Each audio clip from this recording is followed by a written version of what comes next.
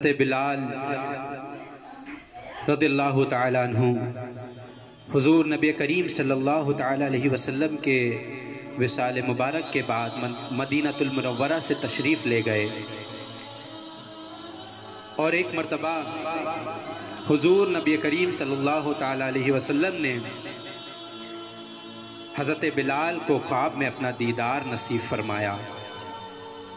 آپ نے خواب میں ارشاد فرمایا کہ اے بلال، کیا تم ہمیں بھول گئے ہو؟ تم ہمارے شہر کو چھوڑ کر کیوں چلے آئے؟ کیا تمہیں ہماری یاد نہیں آتی؟ تو حضرت بلال جیسے ہی بیدار ہوتے ہیں، سامان سفر باندھتے ہیں اور مدینہ المنورہ کی طرف روانہ ہو جاتے ہیں۔ جب آپ مدینہ المنورہ پہنچتے ہیں تو وہاں کی در و دیوار کو دیکھ کر آپ رو پڑتے ہیں، نبی کی یاد میں آپ رونا شروع کر دیتے ہیں۔ تو وہاں جب صحابہ اکرام دیکھتے ہیں کہ بلال مدینہ المنورہ میں آیا ہے، تو آپ سبھی حضرت بلال کے پاس تشریف لے جاتے ہیں اور حضرت بلال سے کہنے لگتے ہیں کہ اے بلال، نبی کے زمانے والی وہ اذان تو سناؤ جو تم نبی کے زمانے میں پڑھا کرتے تھے۔ ہمیں وہ اذان بہت یاد آتی ہے جو تم نبی کے زمانے میں پڑھا کرتے تھے۔ تو حضرت بلال کہنے لگے کہ نہیں، میں اذان نہیں پڑھ پاؤں گا، میں اذان پڑھ تو دوں، پر جب میری زبان پر اشہد ان محمد رسول اللہ آئے گا تو میں برداشت نہیں کر پاؤں گا۔ میں اپنے نبی کو جب اس کلمے کے پڑھنے کے وقت سامنے نہیں پاؤں گا تو مجھے یہ برداشت نہیں ہوگا۔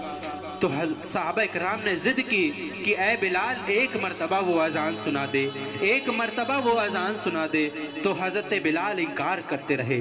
صحابہ اکرام نے مشورہ کیا کہ بلال دو لوگوں کی باتوں کو نہیں ٹالے گا، دو لوگوں کی بات کو نہیں ٹالے گا۔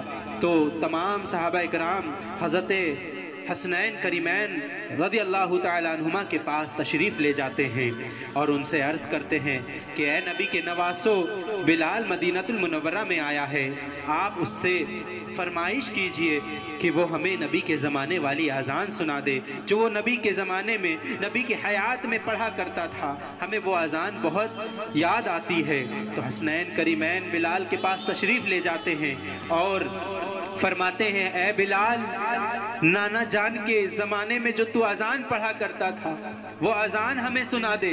اے بلال، جو نانا جان کے سامنے کھڑے ہو کر تو اذان پڑھا کرتا تھا، ہمیں وہ اذان بہت یاد آتی ہے، ایک مرتبہ ہمیں وہ اذان سنا دے۔ تو حضرت بلال نے کہا میں آپ کی بات کو کیسے ٹال سکتا ہوں، میں آپ دونوں کی بات کو کیسے ٹال سکتا ہوں، آپ دونوں میرے نبی کے نواسے ہیں۔ تو حضرت بلال کھڑے ہو جاتے ہیں اور مدینہ المنورہ کی فضاؤں میں وہ صدا بلند ہوتی ہے اور حضرت بلال اذان شروع کرتے ہیں، اللہ اکبر اللہ اکبر۔ جیسے ہی اذان کی آواز بلند ہوتی ہے تو مدینہ المنورہ کی گلیوں میں ایک کوہرام سا مچ جاتا ہے۔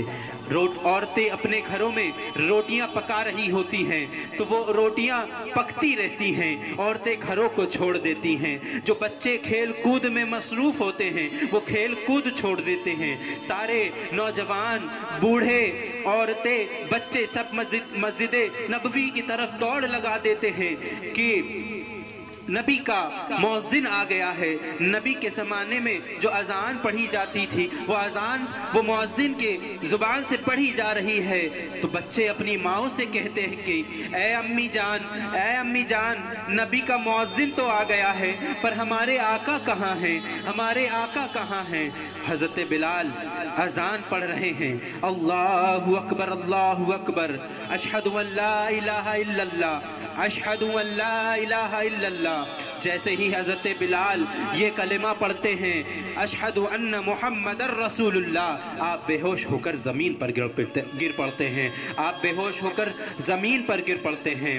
اور جب صحابہ اکرام آپ کو اٹھاتے ہیں، حضرت بلال ہوش میں آتے ہیں، آپ نبی کریم صلی اللہ علیہ وسلم کی قبر انور کے پاس تشریف لے جاتے ہیں اور عرض کرتے ہیں یا رسول اللہ صلی اللہ علیہ وسلم، آقا میں جب آپ کو मदीनतुल मुनव्वरा की गलियों में नहीं पाता हूँ तो मेरी आंखें बेचैन हो जाती हैं, मेरा दिल तड़पने लगता है। मैं यहाँ आपको जब नहीं पाता हूँ तो बर्दाश्त नहीं कर पाता हूँ। मेरे हुजूर अपने गुलाम को माफ़ फरमा दीजिए और अपने गुलाम को इजाज़त दीजिए, अपने गुलाम को इजाज़त दीजिए। हज़रत बिलाल दोबारा मदीनतुल मुनव्वरा से तशरीफ़ ले जाते हैं।